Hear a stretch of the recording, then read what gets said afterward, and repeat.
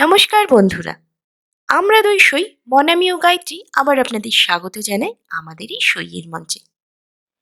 সইয়ের আজকে নিবেদন ভালোবাসি তোমায় গল্পের 52তম পর্ব। আমাদের সইকে সাবস্ক্রাইব করতে ভুলবেন না যেন। তবে শুনতে থাকুন ধারাবাহিক প্রেমের গল্প ভালোবাসি তোমায়। আমরা আমাদের পূর্ববর্তী পর্ব থেকে জানতে পারলাম যে ইনস্টিটিউটে সবার হাসি মলিন হয়ে গেছে। সোহম ইনস্টিটিউটে আসলেও বিদিশা এবং সোহমের মাঝে সেরকম আর দেখা সাক্ষাৎও হয় না, কথাবার্তাও হয় না। এরপর কি হলো সেটি জানতে হলে আমাদের সঙ্গে থাকুন। ফাইনাল স্ক্রিনিং শেষ হতেই সবার প্রতিক্রিয়া দেখার মতো ছিল। সবাই তাদের প্রথম ফিল্ম বানানোর আনন্দটা যেন প্রাণ দিয়ে উপভোগ করল। সবার থেকে বেশি চ্যালেঞ্জ ছিল বিদিশার কাছে। একদম নতুন অনভিজ্ঞ একজন শিক্ষিকা কি সুন্দর করে যে একটা ফিল্ম তৈরি করেছে। সবাই ভীষণভাবে প্রশংসা করল এবং মেনে নিল বিদিশা সত্যিই কাজ জানে, একজন প্রতিভাময়ী শিক্ষিকা। ভীষণভাবে ক্লান্ত সোহম চেয়ারে বসে বিদিশাকে চোখের ইশারায় বুঝিয়ে দিল ভীষণ খুশি সে। চোখে মুখে অদ্ভুত এক তৃপ্ততা।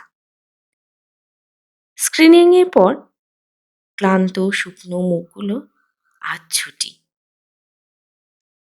যারা যাবে তারা ছাড়া বাকিদের আজ কোনো কাজ নেই।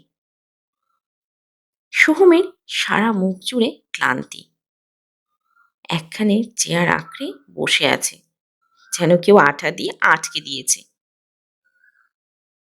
বিদিশা কাছে এসে বসল, বলল, চা খাবে? আনিয়ে দেব? সোহম কোনো রকমে বলল, হুম, শরীর খুব খারাপ লাগছে, চা হলে তো ভালোই হয়। বিদিশা এক স্টুডেন্টকে দিয়ে চা আনতে পাঠায়। এমন সময় রুদ্র স্যার এসে হাজির। বললেন, ছেলেরা কাল চলে যাবে সোহমের সাথে সবাই, আর মেয়েরা পরের দিন রুদ্র স্যারের সাথে যাবে। কথাগুলো শুনে বিদিশার স্বপ্ন ভেঙে গেল। কেমন যেন ফ্যাকাশে হয়ে গেল সমস্ত কিছু। খুব ইচ্ছে ছিল একসাথে যাওয়ার, পাশাপাশি বসে। এই আনন্দেই ঘুম হয়নি কত রাত। সব মাটি। সোহমের কোনো উত্তেজনা নেই, কোনো রকম প্রতিক্রিয়াহীন হয়ে উদাস দৃষ্টি নিয়ে তাকিয়ে রইল। ক্রমাগত দৌড়াদৌড়িতে রুক্ষতা যেমন চেহারায় ছাপ ফেলেছে, তেমনি চুলেও। বিদিশা দাঁড়িয়ে থাকে সোহমের পাশে। রুদ্র স্যার সোহমকে কিভাবে কি করবে, আরও কিভাবে নজরদারি করবে এবং পুরো প্রোগ্রামে কি দায়িত্ব বাকি আছে সবগুলো বোঝাতে থাকে। সোহমের দৃষ্টি পরিবর্তন হয় না, উদাসভাবে সব শুনতে থাকে। কথা শেষ করে রুদ্র স্যার বেরিয়ে যায়। সোহম ভীষণ বিরক্ত। ওর হাবে ভাবে পরিষ্কার বোঝা যাচ্ছে, তবুও দায়িত্ব যখন, তখন তো করতেই হবে। মাথায় হাত দিয়ে চুলগুলো টানতে টানতে বসে থাকে কিছুক্ষণ। বিদিশাও সোহমের পাশে দাঁড়িয়ে থাকে। সোহম বিদিশার কাছে জল খেতে চেয়ে উঠে দাঁড়ায়, কিন্তু জল নিয়ে এসে ফিরে এসে দেখে সোহম নেই। অপেক্ষায় সারা বিদিশার। সোহম আর আসে না। ফোন করলে বলে, জল খেয়ে নিয়েছি, কিছু কাজ আছে শেষ করে বাড়ি যাব, সারাদিন স্নান খাওয়া হয়নি। বিদিশা যেন বাড়ি চলে যায় সময় মতো। বিদিশার এবার ভীষণ রাগ হলো। কতটুকু সময় লেগেছে জল আনতে? এটুকু সময় থাকতে পারলো না? একবার তো কথা বলাই যেত, একসাথেও যাওয়া হবে না। বিদিশার মন এত খারাপ হলো যে যাওয়ার ইচ্ছেটাই যেন নষ্ট। সোহমের শিলিগুড়ি ছাড়ার আগে দুটো হোয়াটসঅ্যাপ টেক্সট ছাড়া কিছুই জুটল না বিদিশার। ফোন করলেও সোহম ফোনটা ধরেনি। মাত্রাতিরিক্ত খাটনি সোহম আর পেরে উঠছিল না যেন। যে গাড়িতে মালপত্র ভরা হয়েছে সেখানেই উঠে সোহম সেই ঢিপকেই বিছানা বানিয়ে ঘুমিয়ে পড়েছিল। পরদিন সকাল সকাল ভেনাস মোড়ে বিকাশ পৌঁছে দিয়ে গেল বিদিশাকে। কেউ আসেনি তখনও, বিদিশাই প্রথম। বিকাশের ইচ্ছে থাকলেও থাকতে পারেনি, কারণ আবার হোম ডেলিভারির জোগাড় করতে হবে তো। ব্যাগপত্র গুছিয়ে বিদিশা অপেক্ষা করতে লাগলো। সবাই ভেনাস মোড়ে অপেক্ষা করবে এমনই বলেছেন রুদ্র স্যার। বের হওয়ার সময় বিদিশা অপূর্ববাবুর মুখটা ভালো করে দেখে এসেছে। এত চাপে বাবার কাছে ঠিক মতো বসাই হয়নি। মুখের দিকে তাকিয়ে বুকটা কেমন যেন কেঁপে উঠেছিল বিদিশার। সেই প্রাণবন্ত হাসি মাখা মুখটা নেই আর। চোখের কোণে কালি কেমন যেন লেপ্টে পড়েছে।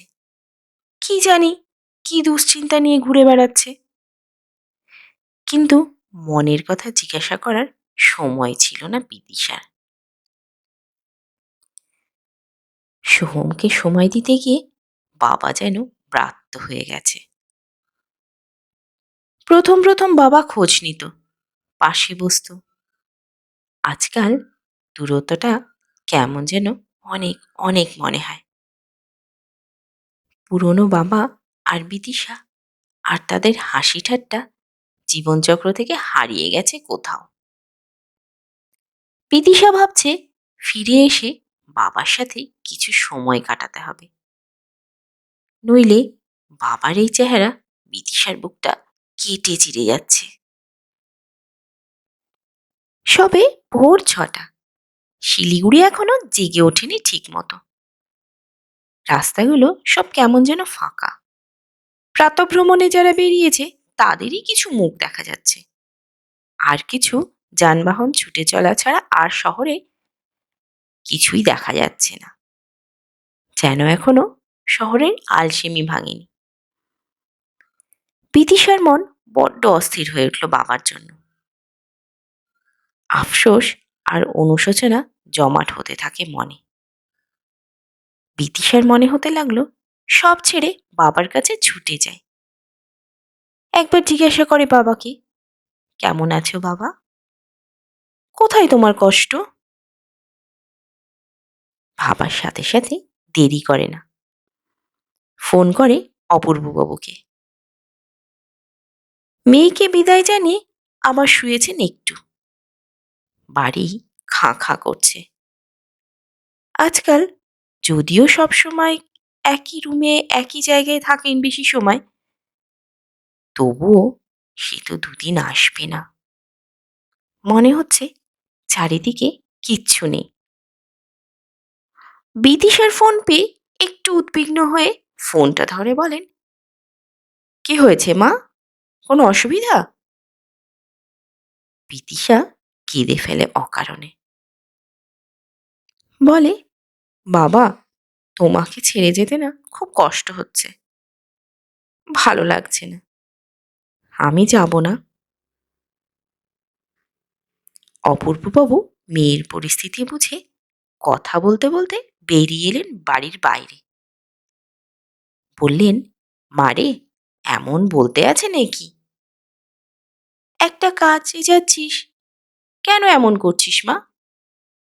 আমি তো ঠিক আছি। অপূর্ববাবু বুঝতে পারেন মেয়ে নিঃশব্দে কেঁদে যাচ্ছে।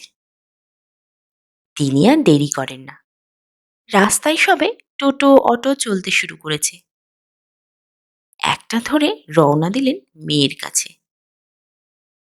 এদিকে ধীরে ধীরে আয়ুষী, মৌমিতা সবাই এসে পৌঁছেছে। সাথে কয়েকজন মেয়ে সিনিয়র স্টুডেন্টও আছে। তারাও একে একে এসে পড়েছে। তাদের জন্য আলাদা গাড়ি রিজার্ভ করা হয়েছে। রুদ্র স্যার গাড়ির ডিকি খুলে দিয়েছে সবার ব্যাগপত্র তোলার জন্য। এমন সময় অপূর্ববাবু এসে দাঁড়ালেন মেয়ের সামনে। বিদিশা যেন জানতো বাবা আসবে। প্রায় দৌড়ে গিয়ে অপূর্ববাবুকে খুশিতে জড়িয়ে ধরে।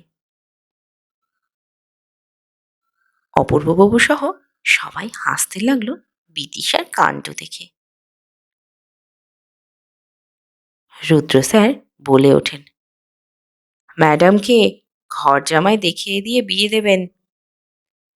দুদিনের জন্য যাচ্ছে, যা অবস্থা, শাদি হয়ে গেলে শ্বশুরাল থাকা তো মুশকিল হয়ে যাবে ওনার।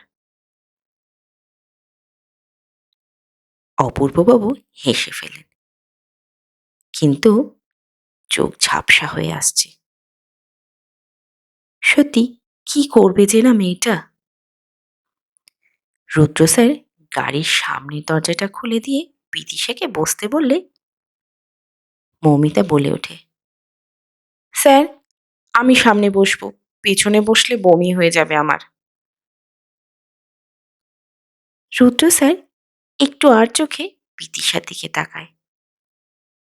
বিদিশা তার বাবাকে নিয়েই ব্যস্ত। মৌমিতাকে কিছু বলতে পারলেন না। বাধ্য হয়ে মৌমিতাকে সামনে বসতে দিতে হলো।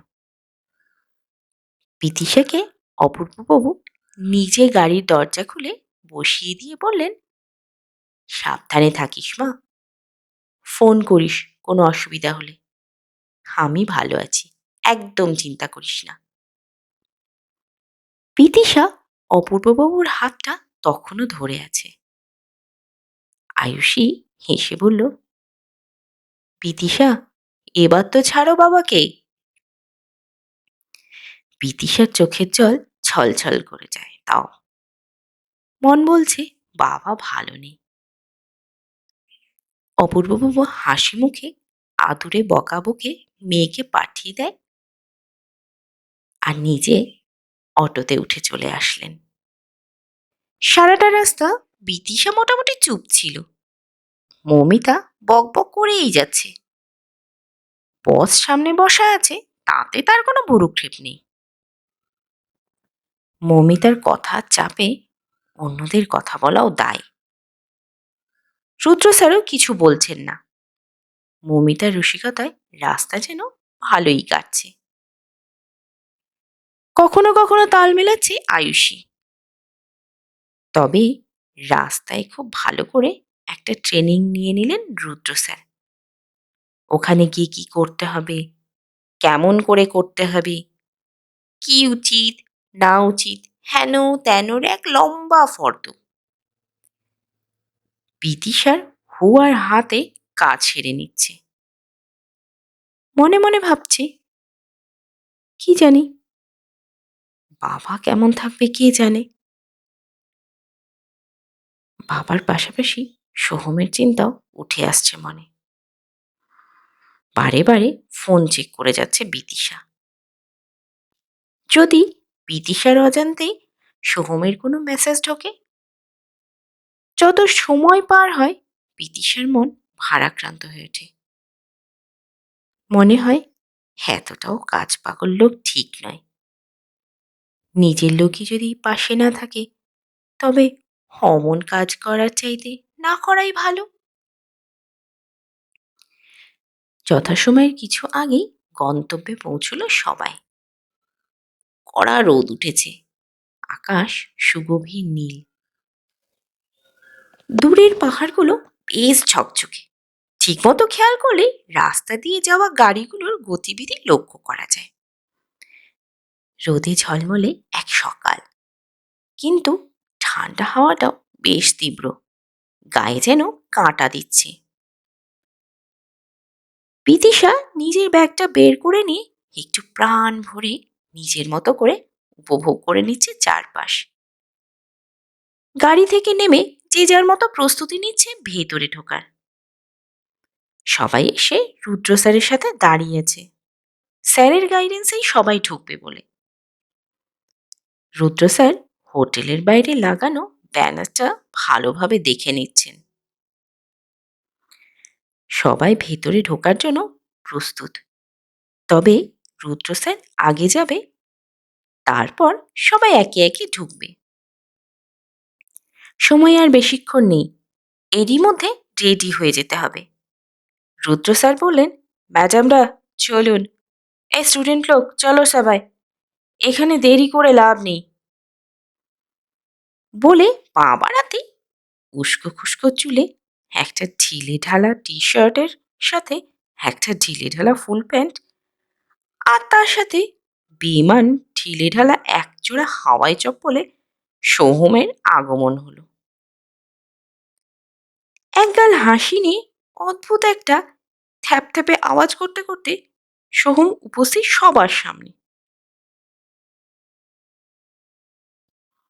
रुद्र सर तो बोले ही उठलो, अरे ये क्या हाल बना के रखा है। সোহম হাসতে হাসতে একটু মাথা চুলকে সবার সামনে বিদিশার কোমর আলতো করে আগলে ধরে কপালে একটা ছোট্ট চুমু দিয়ে বলে, শরীর ঠিক আছে তো জার্নিতে? দোতলায় 206 নাম্বার রুমে তোমাদের 3 জনের ব্যবস্থা করা হয়েছে। স্টুডেন্টদের উদ্দেশ্যে বলল, তোমাদের জন্য 203, 4, 5। যাও যাও, সব ফ্রেশ হয়ে নাও। রুদ্র স্যার ভুলভাল কিছু স্বপ্ন দেখার মতো আঁতকে উঠেছেন প্রায়। সোহম তার দিকে তাকিয়ে বলে, স্যার আপনার 302, 3rd ফ্লোর।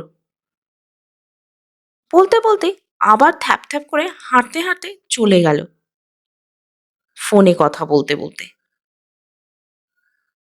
কিছু দূর গিয়ে আবার দাঁড়িয়ে পড়ল, পেছন ঘুরে সবাইকে ইশারায় ভেতরে আসতে বলে ভেতরে চলে গেল। আচমকা সোহমের এমন ব্যবহারে বিদিশা হতবাক, বুকের ভেতরে অস্বাভাবিক ঢিপ ঢিপ করছে। আর বাকি সবাই যা দেখলো মুহূর্তের মধ্যে যেন কিছুতেই বিশ্বাস করে উঠতে পারছে না। রুদ্র স্যার দিনে ভূত দেখার মতো হতবাক হয়ে দাঁড়িয়ে রইলেন। তো বন্ধুরা, কেমন লাগলো আজকের পর্ব? আজকের পর্ব কেমন লাগলো তা কমেন্টে জানান প্লিজ। আমাদের গল্পটি ভালো লাগলে লাইক, কমেন্ট ও শেয়ার করুন। আপনাদের একটি মাত্র কমেন্ট আমাদের এগিয়ে নিয়ে যেতে উৎসাহিত করবে। আজ এই পর্যন্তই। ধন্যবাদ। ভালো থাকবেন।